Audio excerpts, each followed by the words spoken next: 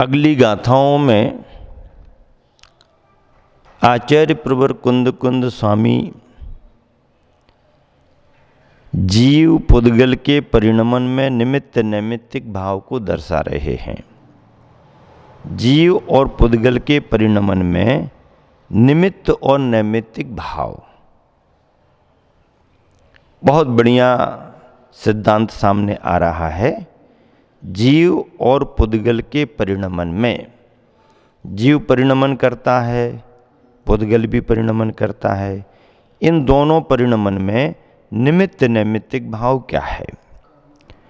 गाथा है, जीव परिणाम हेदुम कम्मत्तम पुग्गला परिणमन्ति पुग्गल कम्य निमित्तम तैव जीवो विपरिणमति नविकोवदि कम्य गुणे जीवो कम्मम तहेव जीव गुणे अन्नोन निमित्तेन दू परिणामम जान दोन्नम्पि एदेन कारणेन दू कत्ता आदासयेन भावेन पुग्गल कम्य कदानम न दुकत्ता सव्यभावानम।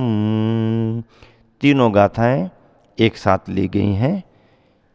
इन गाथाओं का अन्वय मीनिंग शब्द अलग अलग करके आपको समझना है। पुग्गला पुद्गल जीव परिणाम हेदुम जीव के परिणाम के निमित्त से, पुद्गल जीव के परिणाम के निमित्त से, कम्मत्तम परिणमन्ति कर्म रूप से परिणमित होते हैं। कितनी बढ़िया बात कही।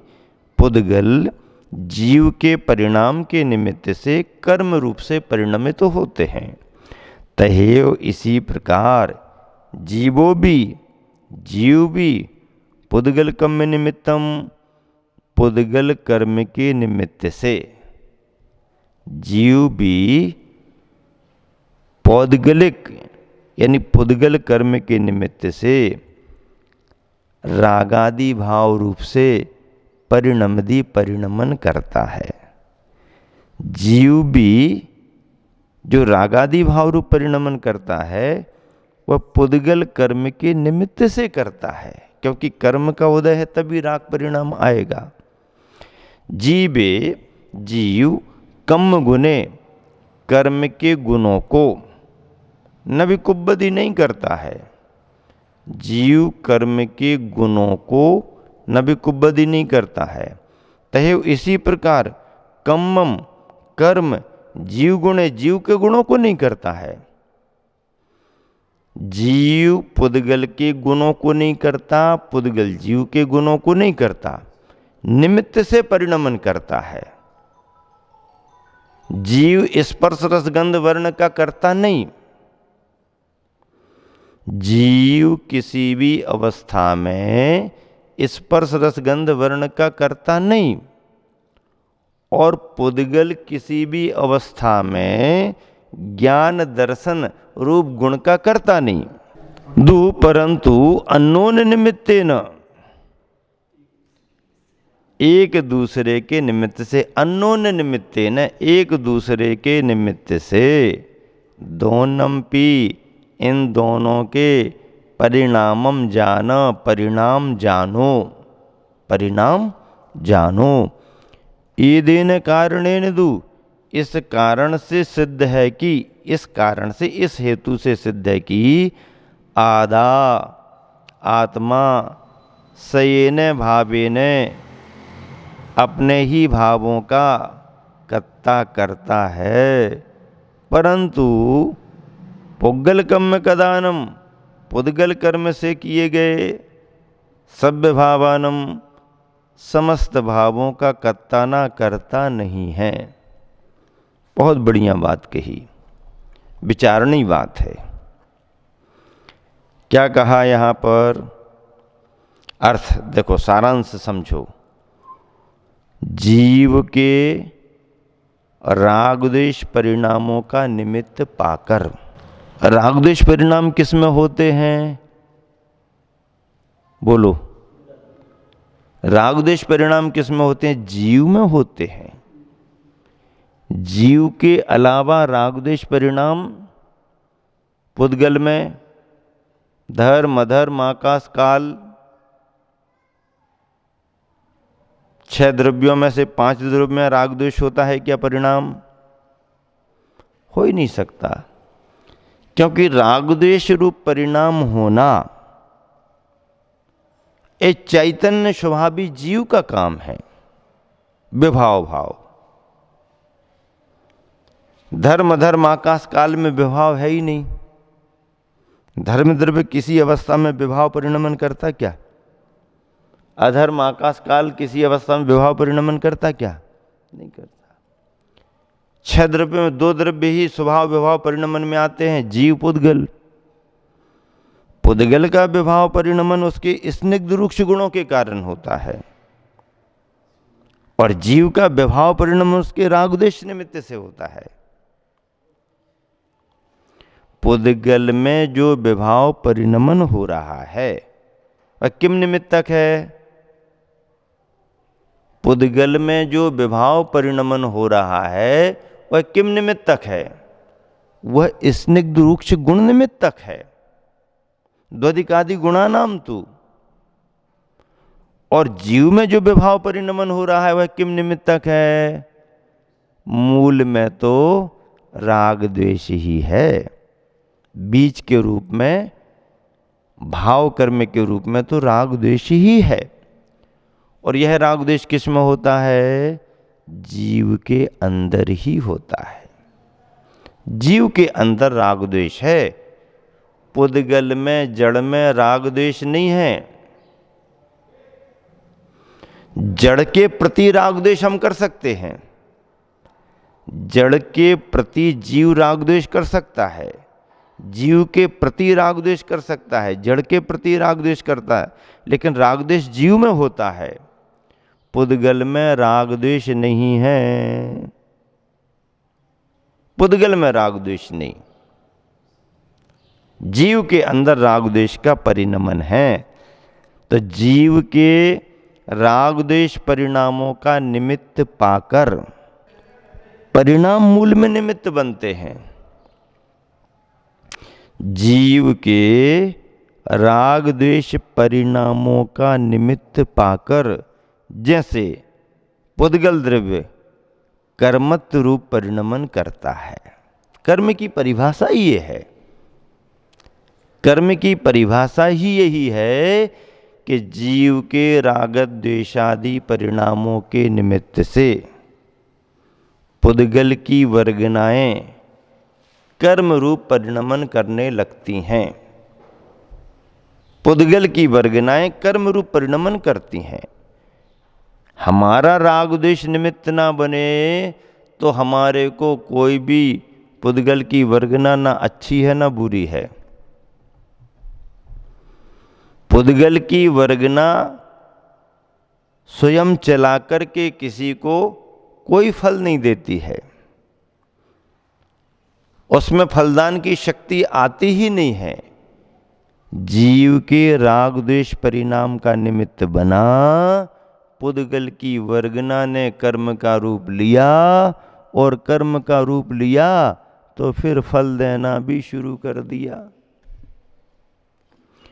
अभी भी हमारे तुम्हारे आत्म प्रदेशों पर, असंख्यात प्रदेशी जीव के आत्म प्रदेशों पर अनंतानंत पौद्गलिक वर्गनाएं हैं, पर वो ना हमें सुख दे रही हैं ना दुख दे रही हैं तो हैं। और वो वर्गना भी तब तक तुम्हें सुख दुख में कारण नहीं बनेगी जब तक कि वो कर्म का रूप ना ले ले। इसीलिए सुख दुख का कारण पुद्गल की वर्गना कर्म नहीं है।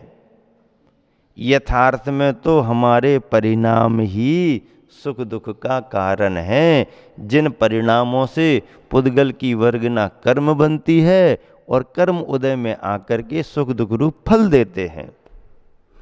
जड़ में तो जाओ, गहरे में तो जाओ, ऊपर ऊपर की क्यों सोच रहे हो, अंदर तो जाओ। अरे बाहर की नाचती हुई कठपुतली तो सभी को देखने में आ जाती है।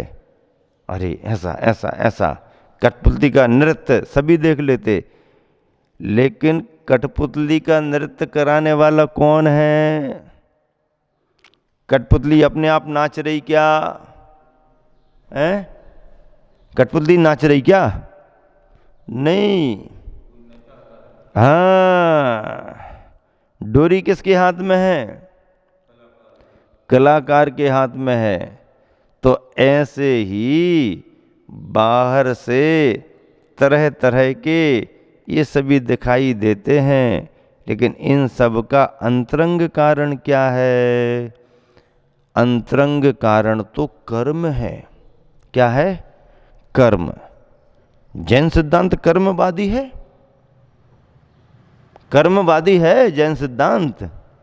हाँ, कर्म पर ही तो सब कुछ टिका हुआ है।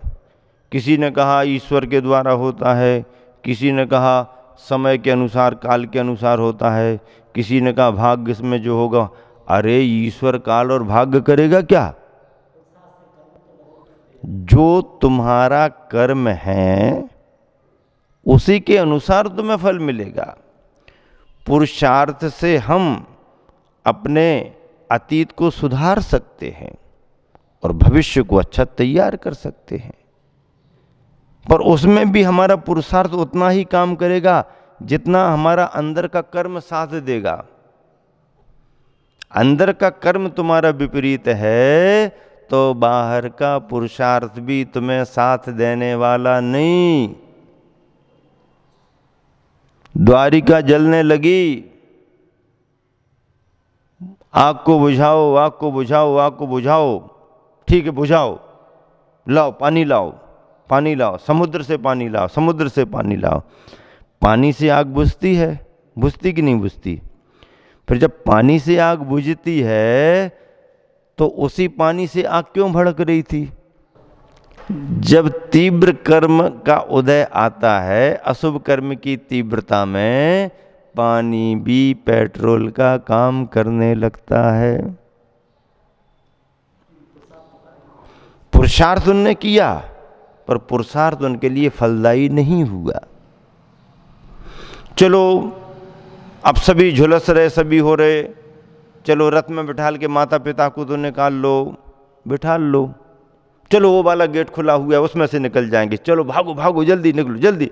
और जाते जाते गेट बंद, और ये गेट बंद, उस गेट की तरफ चलो। तो क्यों ऐसा?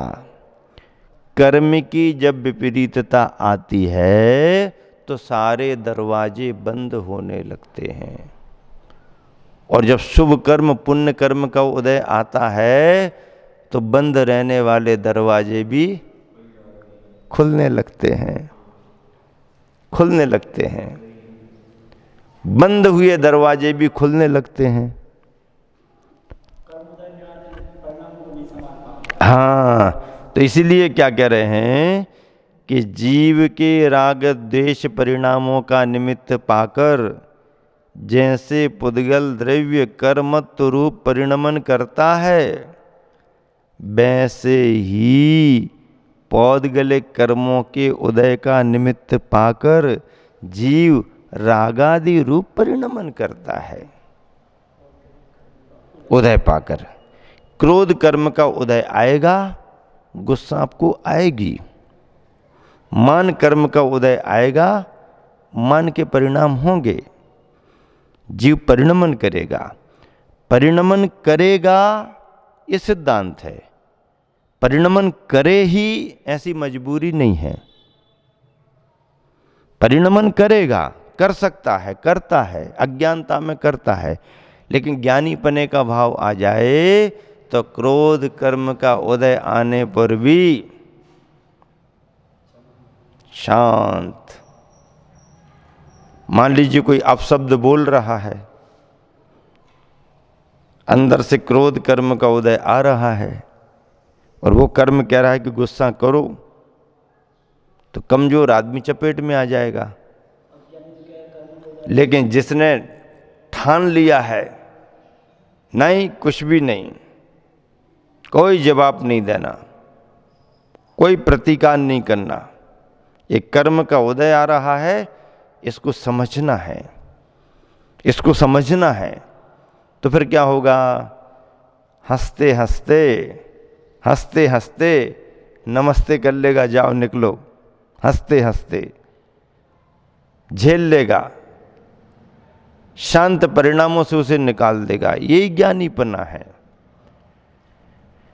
कर्म के उदय में हमें मजबूर होना ही पड़े, यदि ये सिद्धांत हो जाए तो फिर मोक्ष का पुरुषार्थ बनेगा ही नहीं। हाँ, कर्म के उदय में मजबूर होते हैं प्राणी, पर वो होते हैं जो कमजोर हैं।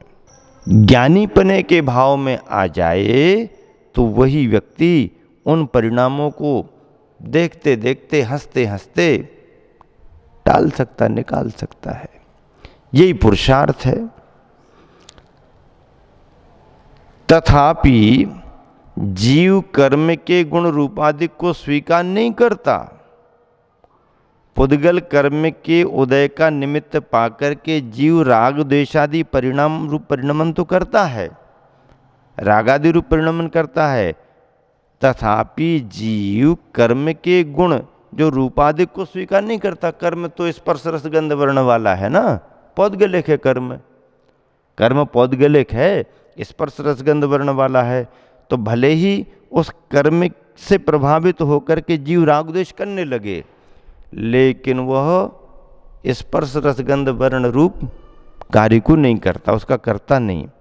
उसी भांति कर्म भी जीव के चेतनादि गुणों को स्वीकार नहीं करता, किंतु मात्र इन दोनों का परस्पर एक दूसरे के निमित्त से उपर्युक्त विकारी परिणमन होता है। इस कारण से वास्तव में आत्मा अपने भावों से ही अपने भावों का कर्ता होता है, अपने भावों से ही अपने भावों का कर्ता, चाहे स्वभाव भाव हो चाहे विभाव। किंतु पुद्गल कर्मों के द्वारा किए गए सर्वभावों का कर्ता नहीं है। पुद्गल भावों के द्वारा, पुद्गल कर्मों के द्वारा किए गए सर्वभावों का कर्ता जीव नहीं होता है। जीव जीव के रूप में करता है, पुद्गल पुद्गल के रूप में करता है। एक दूसरे के निमित्त से परिणमन होता है, लेकिन अपने ही अनुरूप परिणमन करता है। जीव स्पर्श रस गंध वर्णात्मक परिणमन नहीं करता, और पुद्गल कर्म ज्ञान दर्शन आदि रूप परिणमन नहीं करता।